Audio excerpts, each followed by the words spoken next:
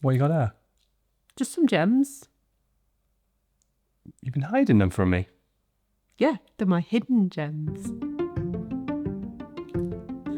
So if let me just put your gems away, Altera. We're going to ruin it. So if you made it past that intro, what we're going to do today is talk about what we would say are some hidden gems. And they're hidden gems for games that I've made player aids for. That obviously haven't had very many downloads because they're games that not that many people have probably even heard of, let alone played. So let's jump in.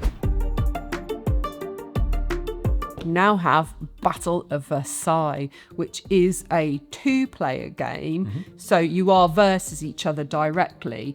But the theme of this is based on a real-life event that happened in 1973. The French fashion designers were putting on a basically massive fashion show at the Palace of Versailles, and they invited some of the biggest and upcoming American fashion designers of the time.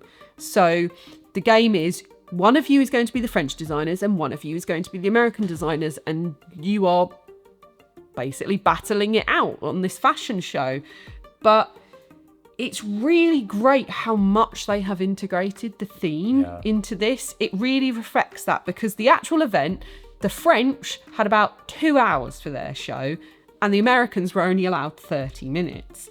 And that reflects, so the French player has lots more cards. They have extra goes. The Americans don't have as many cards each round. They really have to claw themselves along the runway. It was a battle. It was a battle between two nations, sort of showcasing the creative and artistic and fashion skills. Yeah, exactly.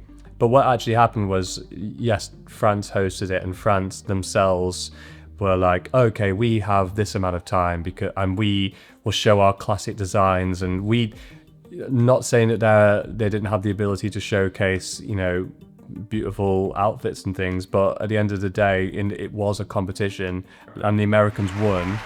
Yeah, they basically, they won in terms of they proved themselves. That they weren't these things to be sniffed at. They brought diverse models, really up and coming or like really big artistic names at the time. Like designer Houston brought Liza Minnelli with him to perform, and they all proved themselves because they brought innovative, big designs that changed the face of fashion at that time. Yeah. So the game really, really, really has looked into the history of this and properly made it as accurate as they possibly can. But in terms of an actual game, it is really fun to play. You have multiple ways of winning. Some might seem a bit more geared towards France or geared towards America, but you can both win multiple ways. And then each round is, you get a hand of cards. You either try and aim for stuff that benefits you or benefits one of these wins, or you are also trying to keep an eye on your opponent and maybe spend that round taking them down a bit rather than giving yourself points. The closest game I would probably equate this to is Watergate, which is a 2-player game about the Watergate scandal. And this game is also steeped in history in its theme, but also it's kind of like a scale. And for everything you do to try and tip yourself towards winning one of your conditions, your opponent then rebalances the scale towards themselves on their turn. But as you can see, it's something that you're interested in. But in terms of a thematic game, it's absolutely spot on. But also, it's a theme that is unique. There aren't that many themes that kind of go outside the norms, whereas this is a very interesting, even for someone that me is not particularly interested in fashion. There was there was a TV show on Netflix about Houston. One of the American designers, Houston. You fuck off. And you fuck off. And you can all fuck off. And there is a whole episode that's this actual event. So yes, I know the theme's probably not going to seem appealing to a lot of people, because not just that it's fashion, it's obviously an incredibly niche, specific event thing. But I would say, do not overlook it because of that theme. You actually are going to have a really fun, tight little 2-player fight. And the game, in terms of gameplay, this is a tight Yes. knife fight of a game. There's games Yeah. we played of it where I played France and Andy played America, and I really thought I had it in the bag. And then a couple of turns, he turned it round on me so hard, and I basically had barely any turns on the runway. He was getting all the points, and I was just really getting kicked and kicked and kicked, and I just was struggling to claw back with all the benefits that France had, claw myself back up that runway. I mean, honestly, every turn is just, Every turn can change it. You can think, I really had it this round. They're not going to be able to get me back. Yeah. And then next round, you're suddenly like, wait, what just happened? Wait, how did I just get here? Yeah, it's really fun. It's really intricate in how much you've got to do and watch your opponent to make sure you win. But yeah, it's a lot of fun. It's not a light game, but it's that sort of perfectly balanced, lighter midweight game. If you were looking for a theme to try and appeal to someone that isn't into the typical type of board gaming themes, I would recommend this. It's a great couples game. Yeah. And it's one that you can play a game, in 25 minutes or so, and then you can decide to switch sides and then just see what it's like from the other way around. Or you could play a couple of games where you just focus on trying to perfect on one side against another player. I mean, either way, it's interesting. I feel it's really been overlooked. Yeah. And I've never heard anyone talk about this one. No. And I love it. I really, really love it. I know it's a theme. If you've watched some of our previous things, fashion is a theme that's really important to me. But I do think this just encapsulates a lot of what I want from a board game, really. So, in the immortal words, Halston is leaving. Well, thank God that's over. Au contraire, there are 4 more to go. No. so what kind of game is this? This is a going up multiple different tracks kind of game. Yeah, and it's a clever little mechanism each round where there's 4 action cards with events in between, and you can choose how many of those actions you want to activate. But the more you activate, the more money it costs, and then there is interaction between what you're doing with other people. But really, it's a game with a decent amount of variety. I personally don't think it's bad looking, but I don't think it's that inviting. No, I don't think the theme sort of really makes much difference on the gameplay. There isn't really a theme. I think you could probably reskin this into anything, a variety, really, anything, and it would still work. The mechanism of the cards is quite interesting because obviously it makes it so that you don't just go, I'm only going to focus on 2 tracks, because you don't know the random order these cards are going to come out, so you might not get any of the tracks that you want to specialise in. I mean, it's tracks, the game. And then if I was going to say what kind of game is this similar to, can you think of any? Tapestry. The definitely, obviously with the tracks. But And Tapestry's got that exploration and attacking area in the center, and you've got your own little personal boards. This just has the tracks. And each track is different, each track does different things, and it's one of those games that's really satisfying because if you go up on this track, then it triggers that track, and then you get this bonus, and it triggers that, and it does that. You can chain a lot of the tracks. If you're really into games with lots of chain actions and that have a really sort of satisfying feel to them, and it doesn't outstay its welcome, it plays relatively quick, there is interaction. I mean, it's a good game for that. And personally, we actually haven't played this at anything other than 2-player, because whenever I try and take this to a games night or say, do you want to play Rise? So there's always something that appeals to people more than this game. And I say, give it a go, because actually, if you're into that sort of game, what like roll and writes, like Ganshon's clever as well. Yeah, it definitely with the chaining things, and a bit like Ganshon's clever. No matter where you go on that action card list, you can do something. It's not like a lot of games where you might be locked out of doing something, even if it's not the tracks you wanted, you'll be going up on something and it will possibly benefit something else. It's a game that, if it had done well, would have benefited from any number of expansions, because it would be easy to swap a board out for something else. So yeah, Rise, it's a great game. If you see it, give it a try. Action! This is Roll Camera. So this is actually a co-op game, and you are a little movie production company who is making a movie. So you've got a bunch of dice that you're rolling, and you're trying to build 5 different scenes. You have a budget and you have a time schedule, and that time schedule is ticking. You're trying to make a film. Each film has 5 scenes in it, and each scene is fulfilled by rolling dice and putting correct dice on the set in the middle of the board that match the requirements of that particular scene. And every film has a certain number of genres, icons that it needs, and obviously if the scene matches that particular genre, then there's bonuses. It's a game where every round something bad happens. Yes, there is a thing they call a problem, and there can be up to... You don't even have to do that. It's a problem. It's a definite... Every round you've got a problem. Some of them are completely insane. It's basically the worst thing that's going to happen on the film set has happened, and can be up to 3 of them. So some goes, you have to decide if you want to use some of your dice rolls to mitigate those problems. It's just that balance of the push and pull of dealing with the problems, but also ticking the game on and trying to fulfill the thing, which is, what makes any good co-op a good game. Some co-op games can feel like either a little bit too easy or too random, or they can feel like they're just far too difficult. And the best ones are the ones that kind of get that balance perfectly right. Thematically, it's brilliant. It's perfectly tied into its themes. Yeah. It's obviously made by someone that understands... 100%.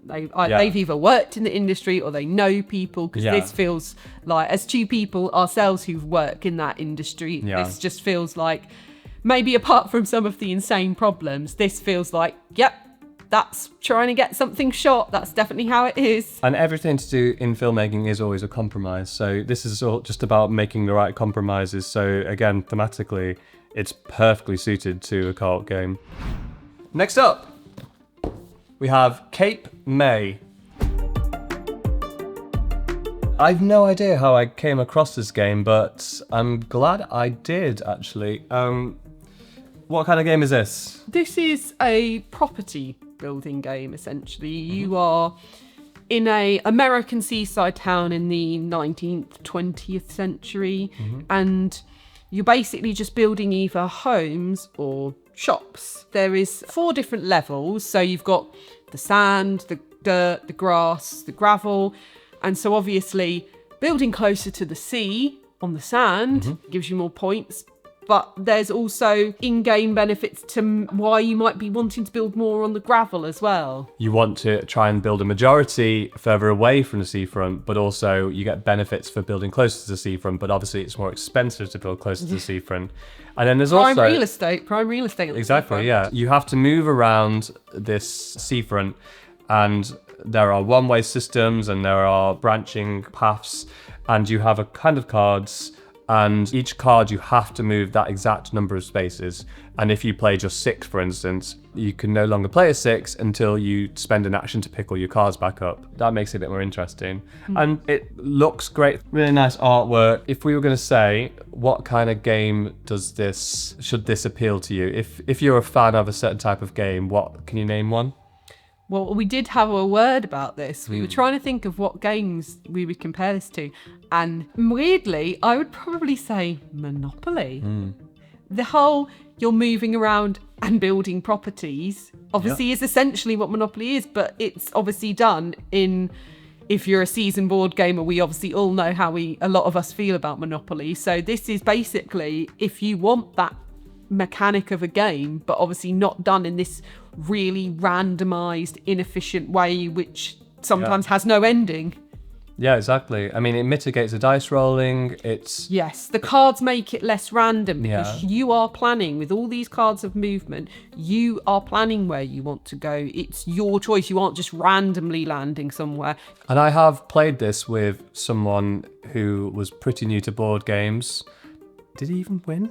Yeah, he did. Yeah, so there you go. He never played a game anything sort of heavier than Monopoly, really, and then they won this. So if I was ever told what is the Monopoly killer, I mean, there are probably better games than this. I would say maybe something like Power Grid is closer, or even Ticket to Ride feels more like a next step up towards a game that I would be happy to play in comparison to Monopoly. But in terms of strict mechanics, this one is, take everything that kind of Monopoly does but make it better. That's Cape May. The previous 4 games, I've already done player aids for them all. So if you're interested in those games, and if you manage to find copies of them or get hold of them, we would recommend any of them, and the player aids are already there. Now, our final game is one that we got a few years ago. I'm not sure if it's in print anymore, but I have seen that there are copies available because it's a game that didn't sell very well, and you can get a secondhand copy for relatively cheap if you're interested in it.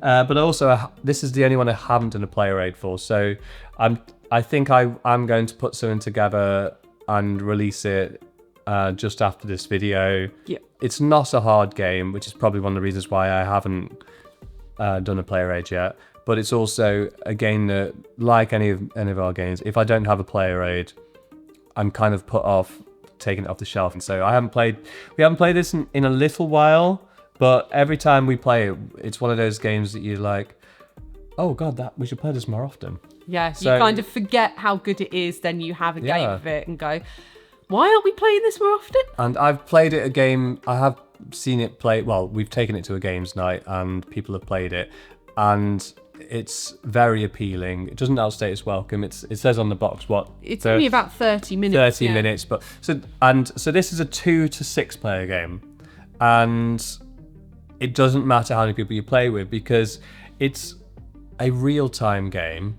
And I know that that isn't very appealing to a lot of people, but there are a few real-time games which I think have mass appeal and overcome that stigma that real-time games have, and this is one of them. Another one I would recommend, which I have got a player aid for, which could potentially be in this hidden gem category, is called Fit to Print, which is a kind of takes everything that you want from Galaxy Trucker but pars it down into a game that doesn't outstay its welcome, mitigates the frustration you get from Galaxy Trucker, and It's also about adorable animals making their own newspaper for the other woodland creatures. yeah, so it's got an appealing theme, it's got excellent artwork, and I don't mind a real-time game, but I've played it with people that say I hate real-time games and they've enjoyed it, so that is a good game.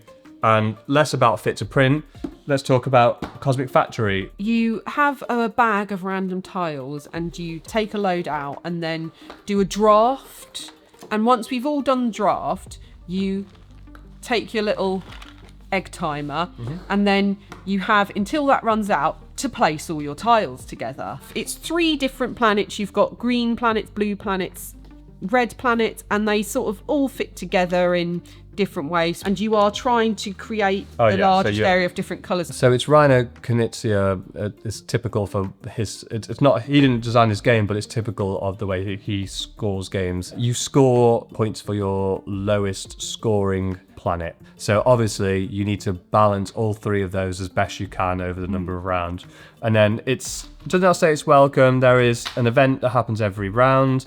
There's other ways of scoring points each round and things like that. So it's just a quick little puzzle of laying tiles, trying to put them in a way to score the best every round. Well, like you said before, I do find some real-time games quite frustrating, whereas this, I think because it's less, say like Galaxy Trucker, I'm actually building a physical ship with elements on it, and if it doesn't have that, great, it's not going to go well. It never feels that difficult to be able to secure yourself at least some points. So I really feel as like a real-time event game, I never feel like, oh, I'm really suffering this round and I'm just not getting anywhere. I'm going to score some points, and that's all I can really ask for in a game like that. And you're also trying to make the longest path of asteroid, longest line, unbroken line. Yeah, so on asteroids as well. So it's a balance between those 4 things. Yeah. But I mean, you talk about Galaxy Trucker there's a lot of contention in that game. There's people that enjoy it, and there's the people that get really frustrated by it. But I've mentioned one other real-time game, and that's Fit for Print. And in comparison to this, there's a similarity between the two of them, and that is they're both filler games, really. And because they're filler games, I feel like any sort of issues you might have with a real-time game, or any sort of frustrations you might have with a game of like working against the timer and that, is perfectly suited to a game that doesn't outstay its welcome. If I'm going to play Galaxy Trucker for a couple of hours and watch my ship get destroyed, of course it's frustrating. But if I'm making a simple little grid, the frustrations are outweighed by just the fun. It's a little puzzle. And so you've got your fun interaction with the drafting, but then I love a game that gives you a little puzzle to do. And that's what this game is. It's a great little puzzle. The artwork's fantastic. There's lots of event cards. It's, really quality components. It's just a shame that no one really knows about it. So if you like the sound of that game, and it plays up to 6 people, it's a perfect end of games night game. So if you like the sound of that, then all we can do is recommend it, like any of these games. So if you had to choose one of the 5 games to recommend to people, which one would you choose? Oh, it's very hard for me. Obviously, I feel like I obviously do want to say Battle of Versailles because I love it, but I mean, all of them. It's really hard to pick my favourite out of them because obviously we've said these are 5 games we really love, but I think this one and Roll Camera as well. Theme-wise, I love Battle of Versailles and Roll Camera the most, but I do think, if you're looking for like a quick real-time event game, this is perfect. I think all of them are just, they're all different from each other. They have their own thing. If any of them sound like similar to games that you like, then we definitely recommend them. Well, but if you had to choose one, if you had to choose one, well, I can hear you trying to skirt the issue. Tell me, if you had to pick 1 to keep and 4 to get rid of, which one would you keep? So we have to get rid of them if I pick? Yeah, I'm going to get rid of all 5 if you don't pick now. All right. I'll keep Battle of Versailles then, because I just think since we play a lot of 2-player games, that's a really good 2-player that I feel like I want to keep playing as well, because I feel like I need to master that. I need to master France or USA. I'm going to master one of them on that game. So, I mean, when we talk about hidden gems, in our collection, these aren't hidden gems. These are just part of our collection. But if I was going to say the one that I think you should get, it's probably Battle of Versailles as well, or maybe Rise. But Rise is a game that I really enjoy because, I mean, I love Tapestry and I love the roll and writes, and I love any sort of game that lets you chain your actions, like with a lot of the Tel Lacerda games. My only problem with Rise is I wish that it had a bit more support, because I'd love, once I'm into a game, I love a bit of variety, and I'd love there to be an expansion, and I know that game isn't going to get one. I'd also think Rise could do with a retheme, and I think if it had a really sort of more appealing, colourful theme, I think the weight that it sits at is going to appeal to a lot more people than its current theme kind of suggests. It suggests the game a lot more difficult than it actually is. Yeah. It's not bad artwork. No. It's one of those games that the average person isn't going to be drawn to. But I think I agree with you. If I was going to say which one of these 5 games should you pick up and which one has got most appeal, I would say Battle of Versailles.